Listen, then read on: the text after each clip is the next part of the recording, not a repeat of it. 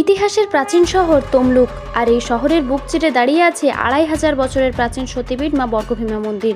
কিন্তু জানেন কি, এই মন্দিরের গর্ভগৃহে লুকিয়ে আছে এমন এক অলৌকিক রহস্য যা আজও অবাক করে ভক্তদের। চলুন আজ জেনে নেওয়া যাক মা বর্গভীমা অজানা কিছু রোমাঞ্চকর ইতিহাস। দেবী সতীর ৫১টি সতীপীঠের মধ্যে তমলুকের বর্গভীমা অন্যতম। পৌরাণিক বিশ্বাস অনুযায়ী এখানে দেবীর বাম পায়ের গোড়ালি খসে পড়েছিল।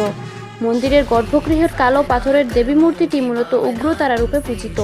স্থানীয়দের কাছে তিনি দেবী ভীমরূপা বা ভৈরব কালী নামে পরিচিত। লোকমুখে প্রচলিত আছে, একসময় স্থানীয় এক জেলেনিকে দেবী একটি অলৌকিক পুকুরের জল মৃত মাছে ছিটিয়ে তা জ্যান্ত করার উপায় বলেছিলেন। পরে রাজা তাম্রধ্বজ এই খবর পেয়ে সেই পুকুরের সন্ধান করেন এবং দেবীর স্বপ্নাদেশ পেয়ে বর্তমান মন্দিরটি প্রতিষ্ঠা করেন। মহাভারত অনুযায়ী এই স্থানটি একসময় তাম্রলিপ্ত রাজ্যের অংশ ছিল। ধারণা করা হয় তমলুকের রাজারা কালক্রমে ওড়িশি স্থাপত্যের আদলে বর্তমানে ৬০ ফুট উঁচু এই মন্দিরটি নির্মাণ করেন। এই প্রাচীন মন্দিরটি সম্বন্ধে আপনার কি মতামত কমেন্টে জানান। ভিডিওটি ভালো লাগলে লাইক করবেন ও চ্যানেলটি সাবস্ক্রাইব করে পাশে থাকবেন। ধন্যবাদ।